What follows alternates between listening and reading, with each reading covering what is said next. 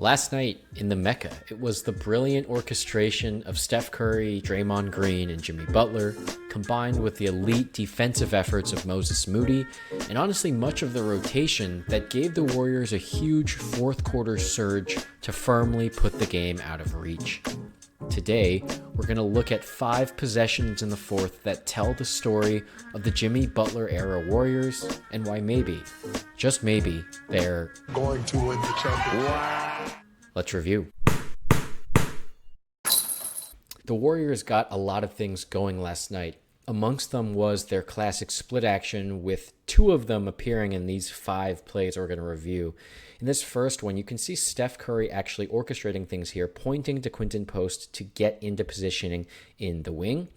Now, when we look at this alignment, I think all Warriors fans by now, especially the ones that have watched our reviews before, know that the split action happens when a feed is made into this post. After this feed is made, the man who makes that entry pass, usually to a big man or a power forward or someone in that mid-post area, is then going to come set a screen at the high elbow.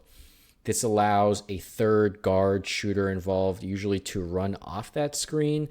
Other things that can happen are that they can come set a screen up here and then they can cut, or Steph can fake using the screen and then go backdoor himself, or he can just go straight backdoor. There's a million actions and options that can happen whenever this screen is made, but usually it's this, where Post is going to get decent contact. I mean, he doesn't really make contact with Mikal Bridges, but when Steph Curry is in rhythm and we're this late in the game in a clutch fourth quarter moment, Steph is just going to basically fade into the corner and drain that shot. Steph was really in rhythm last night, so it's nice to see that go in for him. The split action also appeared with Jimmy Butler orchestrating things. Jimmy Butler and Draymond Green making some things work. You can see in this initial alignment, it doesn't look like anything's going to happen. It actually appears that Draymond wants to set some sort of high screen for Jimmy to work off of. But that doesn't end up working out, as OG stays pretty up high. OG is a pretty good screen navigator, elite defender in general. So Draymond scraps that. And as we can see again, what kind of positioning do the Warriors get in? You can see that Draymond is once again in this post area calling for the ball. And let's see, does he receive? Yep, he receives the post entry pass. And usually what that means, as we've said just a few seconds ago, is a split action. In this case, the way it works is a bit different. A lot of the times, the man feeding the ball into the post will come set some screen at the high elbow, and then the man in Jimmy Butler's position might run off.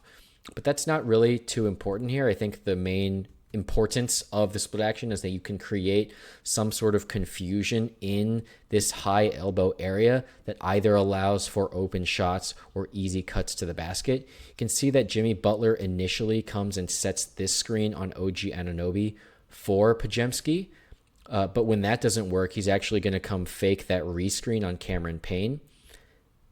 And now the Warriors are in this post-split alignment, as you can see. But actually, although the Knicks are worried about Podziemski coming into this wing and perhaps shooting the ball, you can see that he actually has his arms extended here, trying to prevent Draymond from making this pass.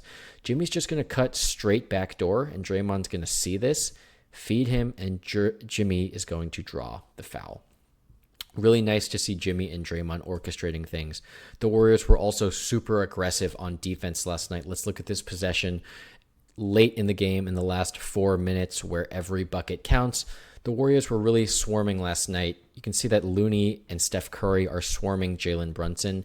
And, Steph and Looney didn't end up taking that Brunson assignment for most of the game. It actually kind of appears in this possession that they're in some sort of zone look. But in general, the Warriors were just really attentive, especially in help, trusting their man, making good rotations. Even though Josh Hart gets inside positioning, Now Looney is here, and Looney's going to make sure to make this shot really difficult for Josh Hart. And overall, that's just a really good defensive sequence to see the Warriors contain, prevent Jalen Brunson from attacking. Let's watch in this possession how Moses Moody does a great job containing Jalen Brunson, and how the Warriors stay really attentive in general. In this last defensive possession I wanted to cover, I think it's just important to pay attention to how well the Warriors stick to their principles by making sure they're not overhelping and staying disciplined. Now, the Knicks take a few kind of ill-advised shots, but I think it's important to see just how crisp the Warriors are in rotation here.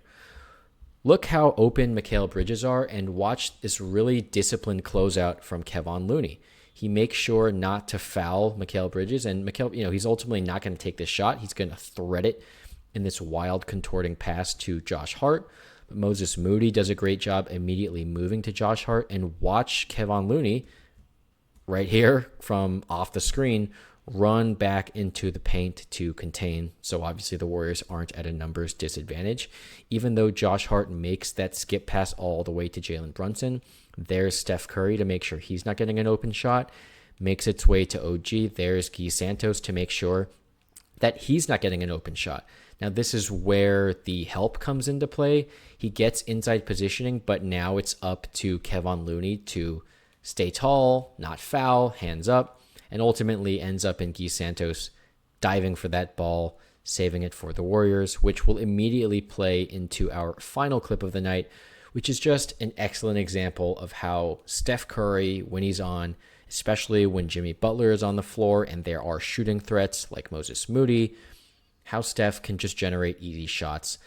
Now, Kevon Looney is going to come set a down screen for Steph Curry. Steph would obviously usually love to just run off of this down screen and take a wide open three, but defenses obviously don't play Steph Curry like that. Either there's going to be really intense screen navigation as Mikal Bridges tries to do a good job of not fouling but also staying really attached, or he's just going to get doubled. And in this possession, that's exactly what happens. Both Mikal Bridges and Mitch Robb are going to double Steph Curry. He even draws some interest from OG Anunoby. But Steph, having done this a million times, is just going to thread the ball with this bounce pass directly to Kevon Looney.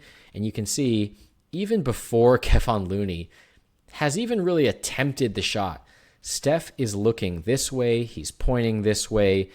Everyone here is still watching the ball, but Steph knows that whenever he receives any type of off-ball screening action, and if defenders are a second late or double him, that's just a wide open shot for someone on his team. And, no one's going to miss that.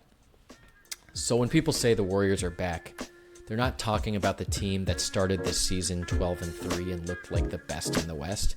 No, they're talking about a world-beating playoff offense that leaves teams with little options other than to pray for misses, and a staunch defense anchored by high effort in Draymond Green. In my opinion, the Warriors are back. Thanks for watching.